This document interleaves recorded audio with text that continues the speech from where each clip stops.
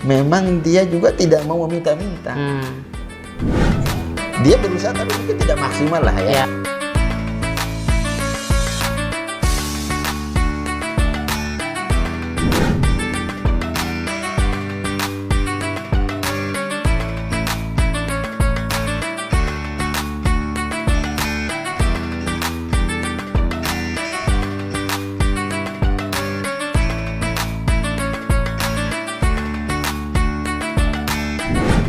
Assalamualaikum warahmatullahi wabarakatuh. Pemirsa BMH TV dimanapun berada, alhamdulillah kita dapat kembali bertemu di saluran yang cerdas menggerakkan. Dan pada kesempatan kali ini kita akan kembali hadir dalam rubrik Tadabbur Harian Ramadan, menjadikan puasa kita lebih bermakna dan menjadikan hasil puasa kita memberi manfaat bagi sesama. Pada kesempatan ini telah hadir bersama saya Ustadz Lalu Mabrul MPDI. Beliau adalah Ketua Yayasan Pesantren Hidayatullah Kota Depok, Jawa Barat. Assalamualaikum Ustadz. Waalaikumsalam Masya Allah. warahmatullahi wabarakatuh. Ramadan ini memberi energi besar sepertinya Ustadz. Insya Allah. Dan Ustadz akan membawakan atau mengulas, mentadaburi ayat apa ini Ustadz? Dan surat apa? Bismillahirrahmanirrahim. Ya. Assalamualaikum warahmatullahi wabarakatuh. Alhamdulillah, Allahumma sholli ala Muhammad wa ala alihi wa sahbihi ajmain wa ba'du.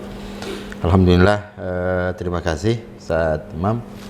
Insyaallah pada kesempatan hari ini kita akan mengulas satu ayat yang menurut kami perlu menjadi perhatian kita, ya, yaitu adalah surat Al-Baqarah ayat 273. Oke. Ya, 273 insyaallah.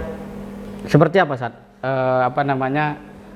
Kesan Ustadz terhadap ayat ini, dan mungkin Ustadz boleh membacakan.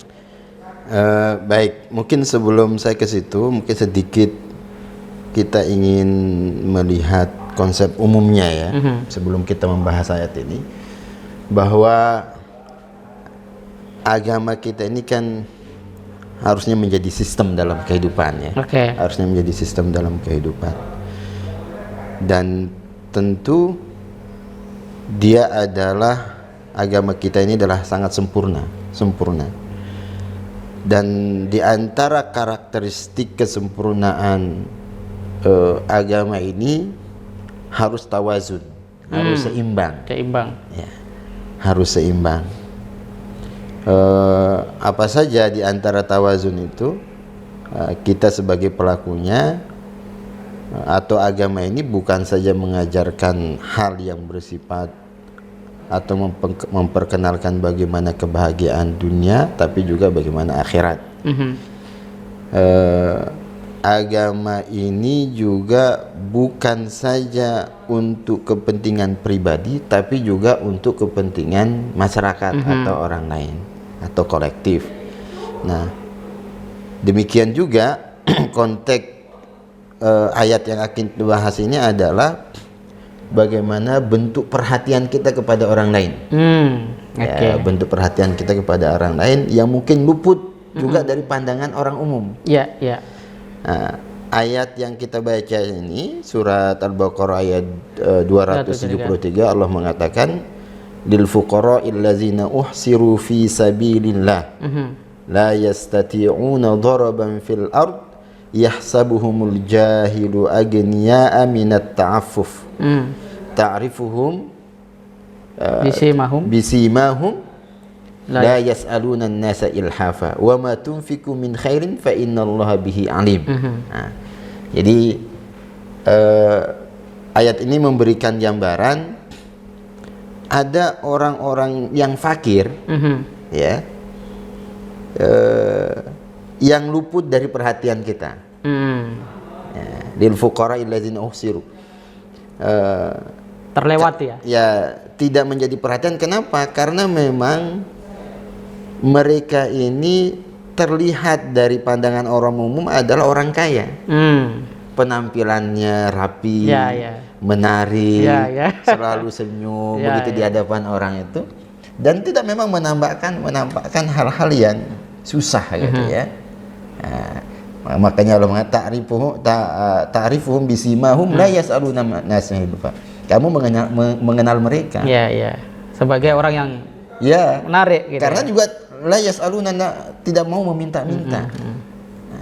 Kata-kata simah itu kalau di dalam surat Muhammad kalau tidak salah, simahum fi wujuhim min asari sujud.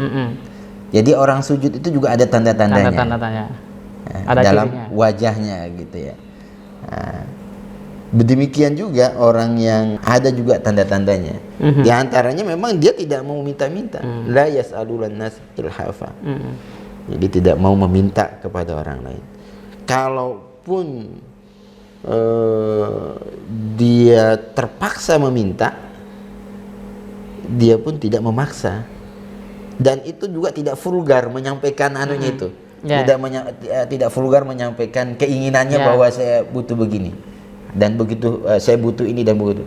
Jadi itu juga bahasanya itu lahnil qaul. Lahnil qaul itu lembut gitu ya. Bahasanya itu lembut dan agak sedikit seperti apa ya, majas gitu. Implisit lah bahasanya. Ya, secara implisit, tidak eksplisit dia menyampaikan. Nah, tapi orang yang mengerti, oh ternyata ini orang ini butuh sebenarnya, kira-kira begitu Ustaz. Nah, luar biasa. Ustaz sampai mungkin ini termasuk ayat yang punya asbabun nuzul misalnya atau apa? Saya baca di beberapa tafsir itu, saya tidak melihat di situ ada menyebutkan asbabun nuzul ya. Tapi memang lil fuqara'il ladzina uhsiru fi sabilillah. Jadi bagi orang-orang yang berinfaklah kepada orang-orang yang memiliki keterbatasan. Ya. Atau tidak memiliki kelapangan untuk untuk berusaha karena dia berada di fi sabilillah gitu. Lil fuqara'il ladzina uhsiru, ada orang-orang fakir tapi aktivitasnya adalah di jalan Allah.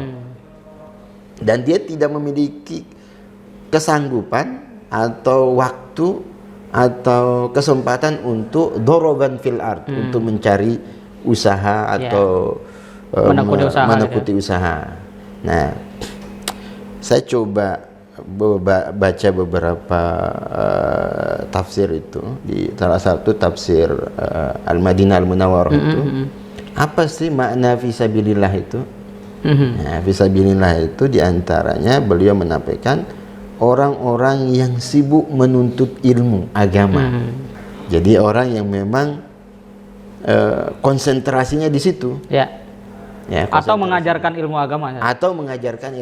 Nah, di dalam pendapat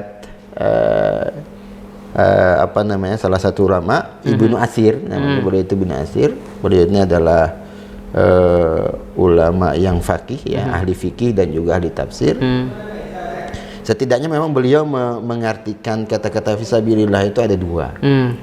Pertama, ada yang makna mutlak atau makna yang sempit, yaitu adalah memang orang yang berjuang di jalan Allah, berperang di jalan Allah. Menegakkan kalimat Allah, kalimat Allah melawan orang-orang kafir, melawan orang-orang kafir. Nah, ini menurut beliau ya. Tapi ada juga yang makna yang lebih luas. Ya, kata beliau itu adalah orang-orang yang secara ikhlas ya memberikan pencerahan kepada umat, memberikan pencerahan kepada umat untuk melakukan perubahan, ya, secara ikhlas. Nah, kesibukannya inilah yang mungkin kemudian tidak ada waktu, hampir tidak ada waktu barangkali seperti itu, sehingga dia tidak melakukan usaha. Atau ada mana yang lain, memang fisabilillah itu ya mereka ini adalah orang-orang yang berperang gitu. Tapi kemudian di situ setelah berperang itu adalah ada keterbatasan pada dirinya, penyakit lah, tua lah, atau luka bekas perang, dan seterusnya. Nah, yang menarik kemudian memang walaupun tadi maknanya khusus mutlak atau maknanya lebih luas yang disampaikan oleh Ibnu Atsir tadi itu, dia memiliki keterbatasan dalam melakukan atau mencari peluang-peluang bisnis lah kira-kira begitu ya. Tapi memang dia juga tidak mau meminta-minta. Ya. Dia berusaha tapi mungkin tidak maksimal lah ya. Dia berusaha mungkin jual apa gitu di rumahnya. Untuk kebutuhan jangka pendek lah. Ya, kebutuhan jangka pendek atau dan seterusnya lah. Mungkin juga rumahnya masih ngontrak dan seterusnya lah. Nah, tapi terlepas dari itu, yang memang juga perlu menjadi perhatian kita itu, kenapa dia melakukan semuanya itu? La yas'alunan nasa ilhafa, memang menjaga ya muruahnya, martabat. Karena memang di dalam agama kita juga kan meminta itu sesuatu hal yang sangat dibenci sekali oleh dilarang lah ya. Dilarang oleh Nabi kita. Kecuali terpaksa. Kecuali terpaksa. Apalagi itu menjadi profesi.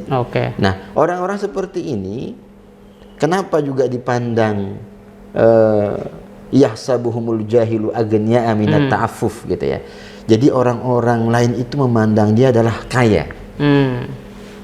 Karena penampilan mungkin. Karena ya penampilannya Kak, dan dia tidak mau minta ta'affuf, menjaga ifahnya, menjaga kehormatannya itu ifah. Yahsabuhumul, makanya yahsabuhumul jahil, orang-orang bodoh. Maksudnya orang-orang bodoh itu orang yang tidak tahu gitu. La yasalu yahsabuhumul jahilu aghniya. Mereka mengira orang ini kaya. Kayak tadi kita sampaikan di awal. Biasanya memang para dai lah gitu kita sampaikan. Itu ya harus berpenampilan necis.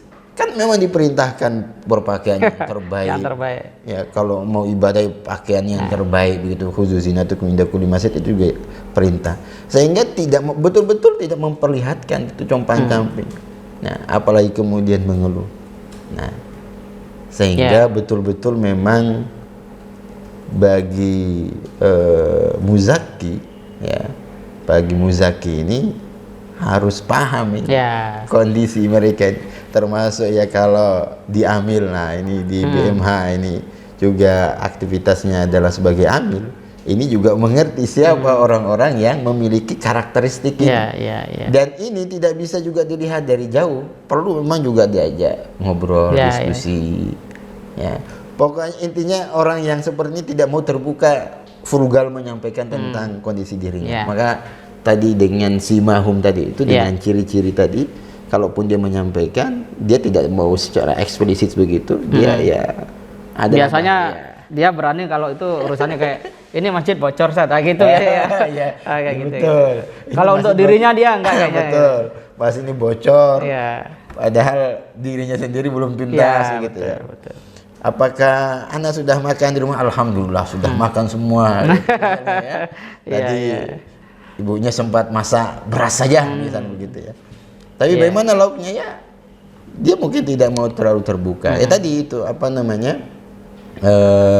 Untuk menjaga muruah ya, kehormatannya. Nah, sehingga betul-betul ini bisa menjadi perhatian, ya, menjadi perhatian. Nah ini Ustaz, apa namanya, mewakili publik nih ya, karena publik ini kan beragam ya. Di dalam satu ayat atau mungkin hadis bahwa harusnya yang bisa jihad itu yang punya kekayaan ya.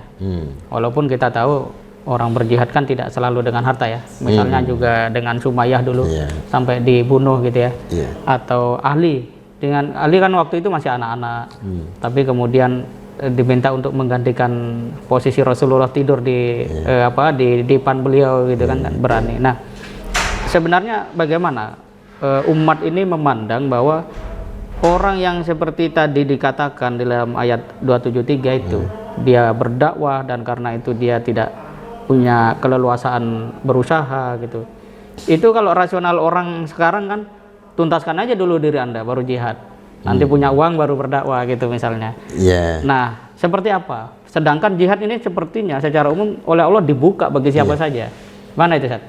Iya, jihad itu kalau kita ingin masuk kepada istilah jihad ya, jihad dengan amwal, wajahidu bi amwalikum anfusikum ya, kalau makna jihad. pernyataan dengan mengatakan tuntaskan dirimu dulu, baru kemudian berdakwah, melakukan dakwah, itu mungkin perlu harus diperjelas. Tuntaskan maksudnya masalah apa? Masalah hartanya. Harta, ekonomi. Masalah ekonomi. Begitu. Kalau masalah ekonomi. Nah, sebetulnya orang yang paham bagaimana tadi konsep Islam yang komprehensif itu, dia sudah tuntas dengan urusan seperti itu. Iya, iya. Maksud dengan tuntas itu bukan kemudian dia harus menunggu hartanya banyak lalu kemudian berjihad. Betul. Sebagaimana pikiran orang umum melihat bahwa kekayaannya itu atau hartanya itu dianggap tuntas kalau sudah kehidupan depositonya dalam waktu sekian sudah aman. Tidak seperti itu. Tidak seperti itu. Makanya sebetulnya orang yang jihad ini juga mereka ini bukan meminta-minta. Mereka itu bukan meminta-minta. Ayat yang tadi itu adalah betul-betul tujuannya adalah bagi yang memiliki harta. Jadi bukan sasaran yang bersangkutan. Betul, bukan sasarannya kepada yang bersangkutan. Karena yang bersangkutan tadi itu adalah sudah memilih jalan. Sudah memilih jalan dan dia juga tidak meminta-minta dan ingin juga berusaha tapi ya memiliki keterbatasan. Gitu ya. Apakah keterbatasan fisiknya, keterbatasan kemampuan dan seterusnya. Nah, kalau kita bicara dengan masalah konteksnya nanti apakah kita tuntaskan diri kita lalu kita berdakwah, tentu itu marotib ya. Marotib itu apa ya? Sistematika ya. Idealnya demikian, ibda binafsik kan. Kalau kita mau mengambil umumnya, selesaikan dulu diri kita. Nah, ini pun juga selesaikan urusan diri ini apa dulu. Nah, jadi kalau misalnya masalah harta kan juga mungkin relatif. Betul. Ya, tidak bisa kemudian kita mengukur harta kita atau dengan gaya hidup kita dengan gaya hidupnya dia. Nah, seperti itu. Jadi memang agak perlu lebih spesifik, tapi kalau makna yang kita bisa ambil dalam makna ibda binafsik, kita memulai dengan diri kita, tuntas dulu diri kita, itu benar. Secara spirit bagus. Betul, spirit. Jadi memang kita harus menuntaskan diri kita. Jangan sampai kemudian kita mau berjuang tapi kemudian orang tua kita, tanggungan kita malah kita serahkan pada orang. Ini adalah konsep yang salah. Keliru sekali. Apalagi kemudian kita maknai kalau kemudian tadi jihad itu adalah maknanya hanya berperang seperti itu. Bahkan Masya Allah ya, Nabi itu mengatakan bahwa mencari nafkah, mencari nafkah untuk keluarga itu juga jihad. Betul. Ya, itu dalam kitab apa kemarin saya baca itu kitab Ibnu Qudamah Mukhtasar Minhajul Qasid tentang bab bagaimana mencari nafkah. Beliau mengatakan menyetir hadis bahwa mencari nafkah yang halal untuk istri, anak istri gitu ya, untuk keluarga itu adalah jihad. Lalu kemudian usaha yang paling yang paling disukai oleh Allah seorang hamba itu adalah mencari harta yang halal. Dengan usahanya sendiri. Betul, itu juga bagian dari jihad. Maka perlu kita harus ini secara parsial-parsial ya kita bahas kalau kemudian bagaimana dia meninggal anaknya tapi kemudian dia mau pergi jihad. Nah, tentu itu ya konteksnya dulu kita lihat. Ya, marotibnya kan selesai dulu diri kita. Baru kemudian kita melangkah yang lain. Sebelum kita mendakwahi orang lain kan begitu. Kalau konteksnya itu kita berdakwah, ya selesai dulu aja. Jangan sampai kita mengatakan sesuatu sementara kita tidak mengamalkannya. Atau tidak mau mengamalkan. Tidak mau mengamalkan. Lima taquluna ma la taf'alun ya. Ya, mengatakan sesuatu. Jadi ingat kisah ini siapa Mus'ab bin Umair ya. Itu kan malah ditinggalkan kekayaan orang tuanya itu. Padahal kalau dia hijrah, kalau dia misalnya tidak dapat hidayah, mungkin dia mempertahankan kemewahan gitu. Tapi itu malah ditinggalkan dan di masa Mus'ab bin Umair ini akan dimakamkan kan Rasulullah menangis itu. Masya Allah. Bagaimana teringat masa Mus'ab bin Umair ketika muda kaya gitu kan. Kaya, perlinting. Ya, kemudian orang kolong murah ya, gitu ya. mungkin bisa dihubungkan dengan ayat itu ya, bagaimana dia tidak meminta-minta padahal dia membutuhkan.